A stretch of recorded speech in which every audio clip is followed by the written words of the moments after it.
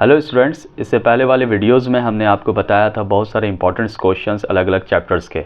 आज हम आपको बताने वाले हैं, ये आखिरी वीडियोस है मैथ्स का, और वो दो चैप्टर्स जो बच रहा है, एरिया रिलेटेड टू सर्कल्स और वॉल्यूम सरफेस एरिया।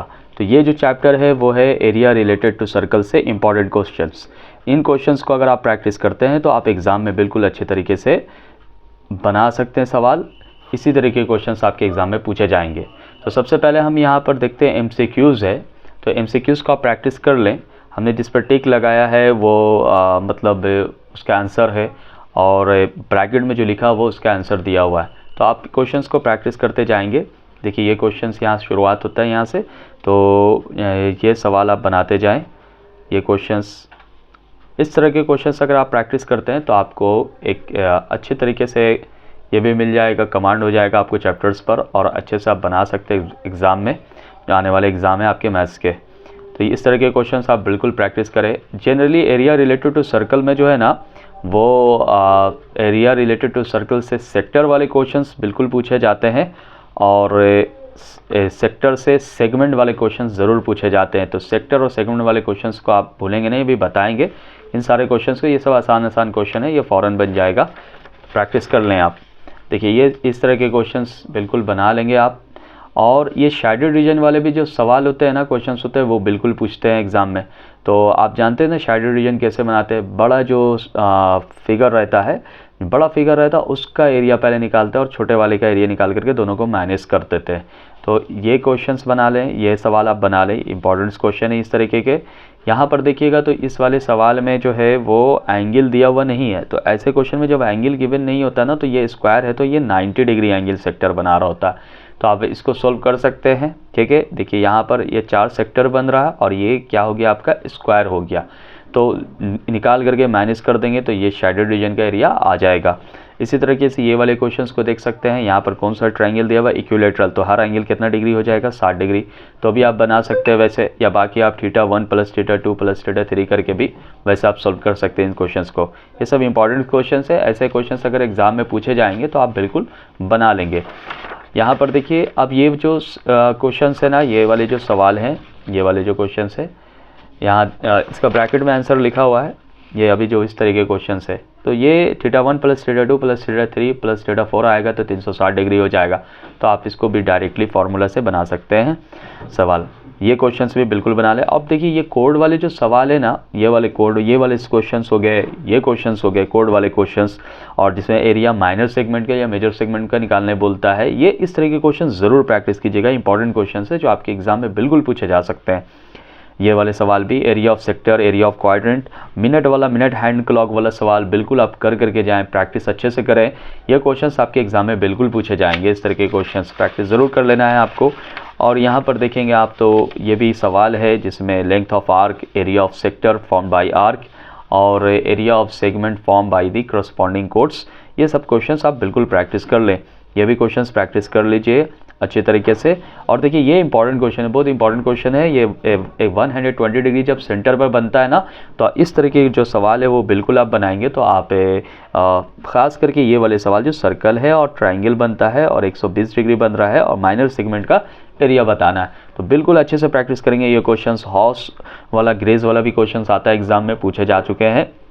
ये क्वेश्चन हो गया, ये NCERT के क्वेश्चन है, आप जान रहे हैं, आपको पता होगा ये NCERT के क्वेश्चन है। अम्ब्रेला वाला क्वेश्चन हो गया, फिर राउंड टेबल कवर वाला क्वेश्चन भी हो गया, इस तरीके का भी देख सकते हैं आप।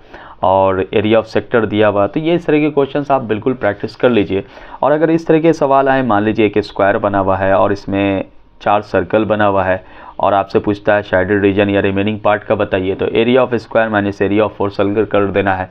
इसी तरह के जो भी क्वेश्चंस आए, अगर रेक्टेंगल बना हुआ उसमें 2 सर्कल बना हुआ है, तो area of rectangle minus area of 2 circle कर देना है, यानी शेडेड रीजन या रिमेनिंग पार्ट का एरिया बोलता है। तो ये आपका हो गया एरिया रिलेटेड टू सर्कल से।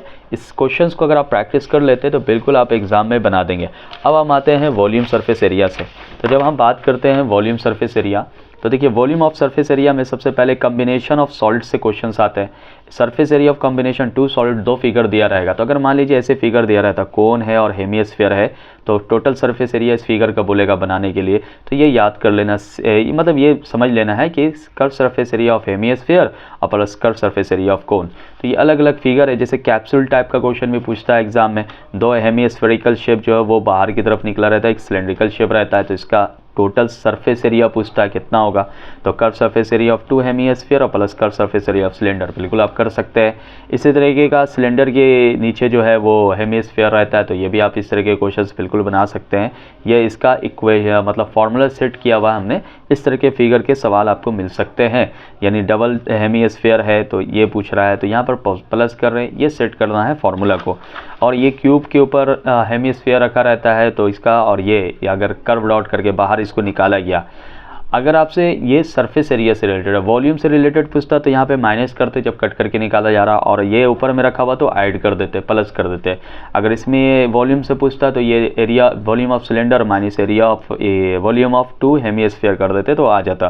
तो इस तरह के क्वेश्चंस, इस तरह के फिगर बेस्ड सवाल जो है, मतलब क्वेश्चन लिखा रहेगा और फिगर इसका सही बनेगा। टेंड वाले क्वेश्चंस, कर्व डॉट, इस तरह के क्वेश्चंस आपको मिल सकते हैं बनाने के लिए। तो ये भी सवाल बना लीजिएगा। ये सिलेंडर का एरिया हो जाएगा, नीचे का बेस एरिया हो जाएगा, और ये माइनस कर देना अगर ये कट करके निकाल लिया गया है तो इस तरह के जो भी सवाल रहेंगे ना फिगर बेस्ड, वो आप बिल्कुल बना लेंगे।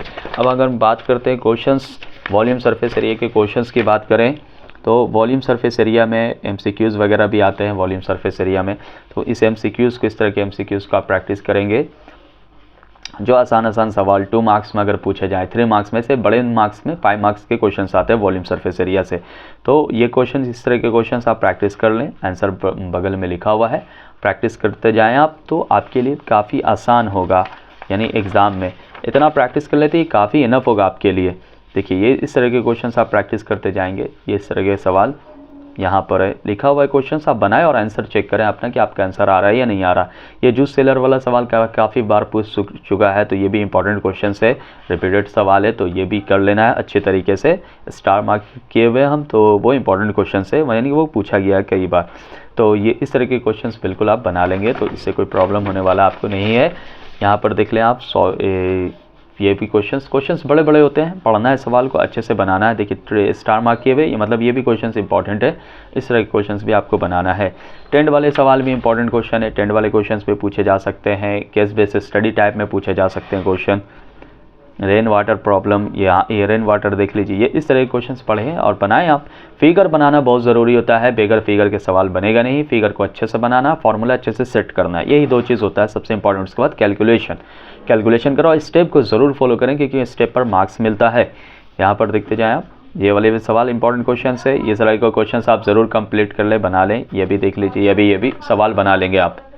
तो ये वाले सवाल, ये क्वेश्चन आप ज़रूर बना लेंगे, इस तरह के क्वेश्चन, ठीक है। ये क्वेश्चंस बना लेंगे आप, इस तरह के क्वेश्चंस जो अभी हमने बताया, इस तरह के सवाल आप बिल्कुल कंप्लीट करते जाएंगे। आर्टिकल वाले क्वेश्चंस पूछे जा सकते हैं, वेसल्स, ये क्वेश्चंस बिल्कुल आप प्रैक्टिस करते जाएं, तो आपको कोई प्रॉब्लम होगा नहीं इस तरह के सवाल में। तो ये आपके क्वेश्चंस हो गए इससे रिलेटेड, वॉल्यूम सरफेस एरिया से रिलेटेड क्वेश्चंस हो गए। यहाँ पर हमने आपको बता दिया क्वेश्चंस, यहाँ पर ये वाले सवाल तो अभी बता दिए हमने, ये भी क्वेश्चंस बता दिया, ठीक है, ये भी बता दिया आपको। ये क्वेश्चंस बिल्कुल आप कर लेंगे कंप्लीट, ये भी क्वेश्चंस आप कंप्लीट कर लेंगे। इस तरह के सवाल जो भी है देख लीजिए, सब सारे क्वेश्चंस एक ही टेंट वाले सवाल है ये। तो उम्मीद है कि आप ये सारे क्वेश्चंस को अच्छे तरीके से जब प्रैक्टिस कर लेते हैं तो आपको कोई प्रॉब्लम होगा नहीं आने वाले एग्ज़ाम में। तो 10 मार्क्स के क्वेश्चंस आपके एग्ज़ाम में पूछे जा सकते हैं, तो आप ज़रूर इन सारे क्वेश्चंस को प्रैक्टिस कर लीजिएगा। और आप सारे क्वेश्चंस जो पहले बताएं उनको भी ज़रूर प्रैक्टिस कर लेना है, और इस वीडियोस को लाइक करना है, शेयर करना और कमेंट्स करना है ज़रूर। और एग्ज़ाम में इस बात का ख्याल रखना है आपको कि आप कोई भी क्वेश्चंस बनाएंगे तो उसका सॉल्यूशन अच्छे से करेंगे, स्टेप को ज़रूर फॉलो करेंगे, और एमसीक्यूज़ को अच्छे से बनाएं। और 2 मार्क्स के, 3 मार्क्स के और 4 और 5 मार्क्स के जो भी क्वेश्चंस आएंगे, 5 मार्क्स के और केस बेसिस स्टडी क्वेश्चंस, उसको अच्छे से पढ़ करके प्रैक्टिस करें। इसलिए best of luck for your examination. उम्मीद है कि आपका एग्ज़ाम बहुत अच्छा जाएगा। जो हमने क्वेश्चंस बताया, अगर आपने उनको प्रैक्टिस कर लिया है तो बहुत ही बेहतरीन एग्ज़ाम जाने वाला है। ठीक है, thank you for watching this video, और इस वीडियोज़ को शेयर भी करें।